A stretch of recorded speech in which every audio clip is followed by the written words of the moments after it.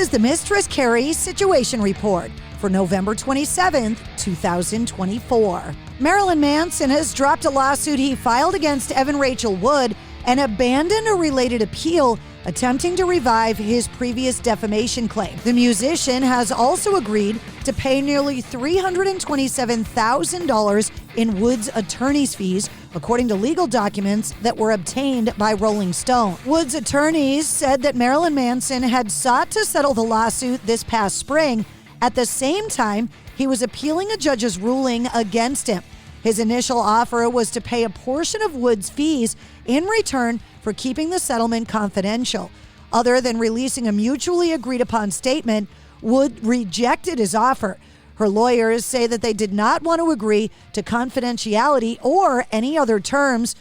Manson subsequently agreed to drop his suit against Wood completely and to pay her full legal fees. Manson's attorneys said, quote, after 4 years of fighting a battle where he was able to tell the truth, Brian is pleased to dismiss his still pending claims and appeal in order to close the door on this chapter of his life. The Canadian Academy of Recording Arts and Sciences recently unveiled several major announcements, including that Sum 41 would be inducted into the Canadian Music Hall of Fame during the 54th Annual Juno Awards. It'll be done during a special presentation and performance presented by Juno premier sponsor TD Bank Group.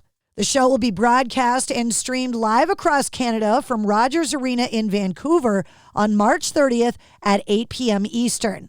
Fresh off of their performance with Poppy last night on Jimmy Kimmel Live, Grammy-nominated artist Knocked Loose announced they'll be playing the Incarceration Music and Tattoo Festival for the first time in 2025. The festival takes place July 18th through the 20th at the Ohio State Reformatory in Mansfield, Ohio. Barrett Jackson, the world's greatest collector car auctions, is excited to announce the second annual Rock the Block concert with Sammy Hagar and friends, performing live on Friday, January 17th at Westworld of Scottsdale. Saying, quote, Sammy Hagar is truly one of the most iconic rock stars of our time, and he puts on an unforgettable show. Saying Sammy is fresh off of his world tour and the sale of his 2015 Ferrari LaFerrari at the Scottsdale Fall Auction.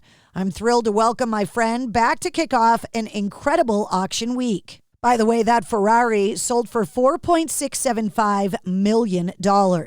Smashing Pumpkins vocalist Billy Corgan recently explained why he and comedian Bill Burr could have more in common than their passing resemblance. During a recent appearance on Howie Mandel's Howie Mandel Does Stuff podcast, Corgan revealed that there's a chance they could be half-brothers. Saying, quote, most of my friends don't even know this story. About 10 years ago, one of my brothers was having a birthday party, and my stepmother was there, who was obviously married to my father.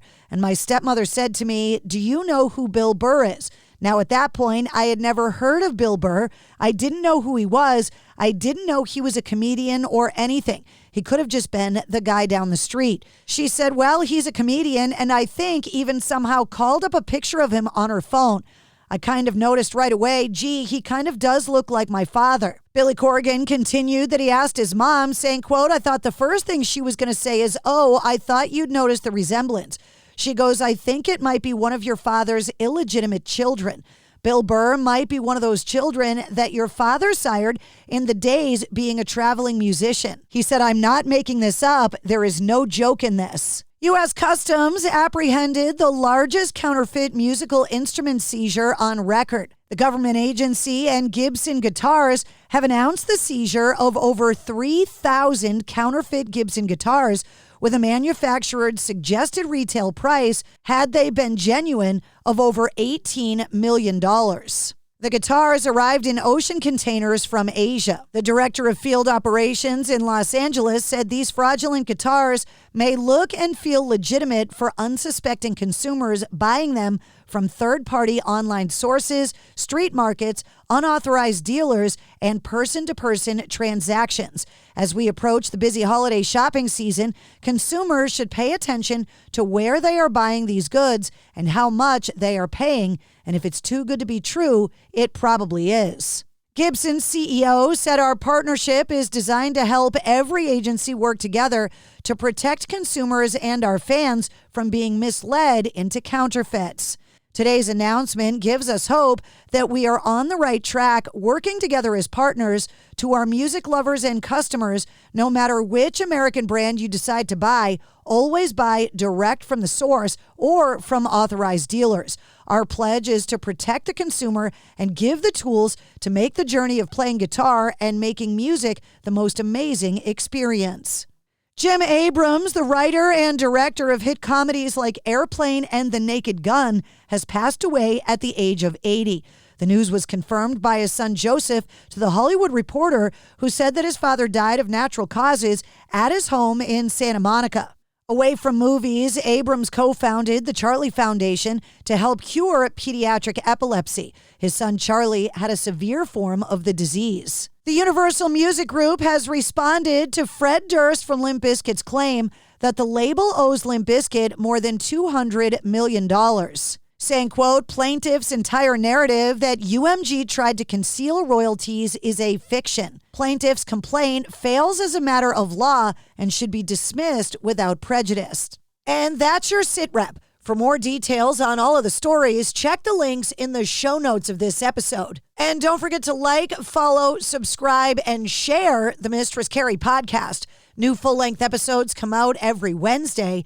Episode 234, featuring Johnny Hawkins from Nothing More, is available now.